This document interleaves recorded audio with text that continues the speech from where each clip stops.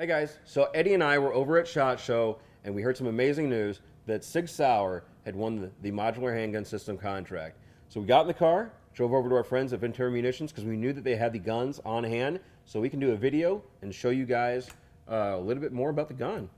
So what do you think about this, man? It's crazy. It's huge. It's a $580 million contract, and the venerable Beretta M9 is now going to be replaced with the Sig Sauer P320, or at least some version of the P320. Right, so my understanding so far, based on what we're hearing, is that it was a full-size gun with a safety that was submitted and was awarded the contract. But the cool thing about the 320 is it's configurable. You can do full-size, you can do compact, and you can do subcompact in a variety of calibers. And that's thanks to the little chassis system that sits inside there, because that's the serialized part. Whereas this is the gun, the frame portion is the gun on the Beretta. The chassis is considered the gun by the ATF on the P320. So that's a big thing when it comes to replacing parts and hardware and stuff like that. So it's just an outstanding move by the DoD. I think that they made a pretty solid choice. I really do. Well, you own one of these, right? Yeah, I do. But before we get into what I think about the gun, I want to say this is a pretty big move. Like, I don't think anybody really thought about how large of a change this is. The last time that we made a large weapons purchase like this was 1985. So it's been 32 years since since the DoD has awarded a contract to a weapons platform, and that was the Beretta M9. So now that we've got the 320, whatever it may be called, it's a pretty big deal. Yeah, and it's kind of interesting when you look at the requirements for this, right? This is the M17, whatever it is that SIG submitted, right? It had to be modular, it had to be available in a non-reflective color, it had to have pick rail, which seems really, really standard when you think about common handguns, but when you look back at what it's replacing, pick rail just wasn't a thing at that stage. You would say that, but like I know that one of the finalists was the Glock. It doesn't have pick rail on it. Not a true pick rail. The only Glock that has ever come out with pick rail was a Glock 21 SF, and they were only out for a very short time. They were ambi models, and Glock actually offered to replace them all because they worked so poorly. But it's just nuts. Yeah. I mean, and the requirements are much more. It's a modernization of a handgun platform, right? It's something that really is following what the commercial market has been pushing, and now it's being adopted into a military context. So you're getting the ability to mount a suppressor out of the box from what it sounds like reading the contract. SIG beat out Glock. They also beat out the Beretta APX, which I didn't see at the show at all. Did you? No, I've actually not even seen one in person ever.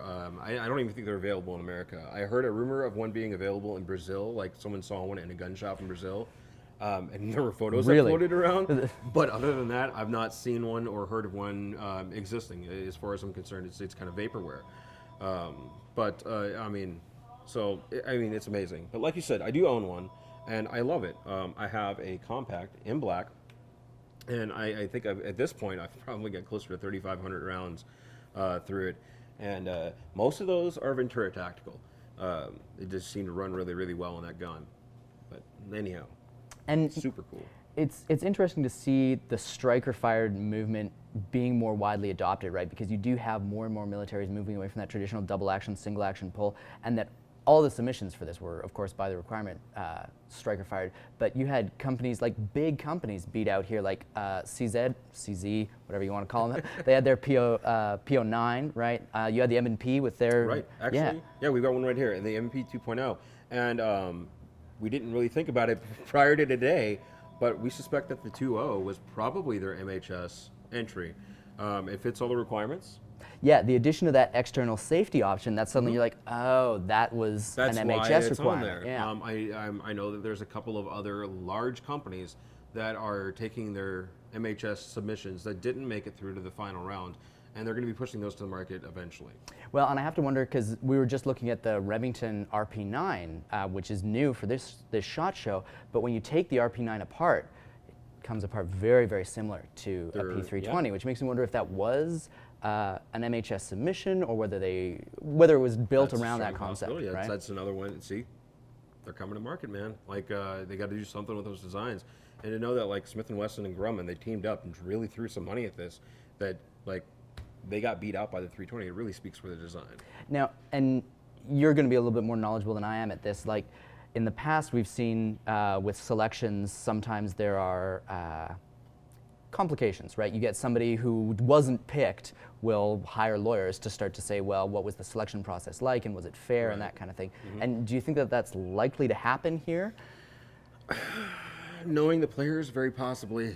I'm not going to go ahead and throw names around, but given all of the people that were submitted, some of them are more likely to go ahead and take that route than others, because we are talking about $580 million. And so what's the breakdown on guns on that? If it's Now the $580 million award is not just for guns. Right. That'll be for service, parts, magazines, and all the other peripherals that the soldiers need to use the weapon. right. To include training and armor and training. So it doesn't break it down to being like 1.6 million guns. It breaks down to whatever they ordered, whatever the solicitation was for, is what the Army's going to get. All the rest of the funds go towards parts, training, magazines, and whatever other sundries they might need to go ahead and use the weapon in an effective manner. Right. And so what's going to happen?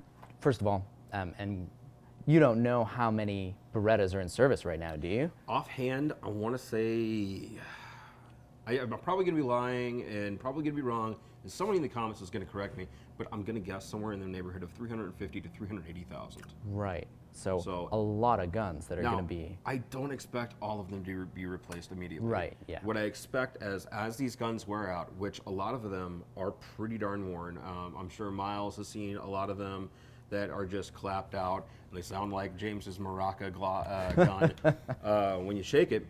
But I mean, realistically, most of these guns aren't treated very well at all. Oh yeah. When I was in the military, man, like I saw some that were more silver than black. Right. Well, and that's sort of the idea. It's got to be able to hold up to all kinds of rough soldier abuse, right? Well, nothing's going to hold up to that.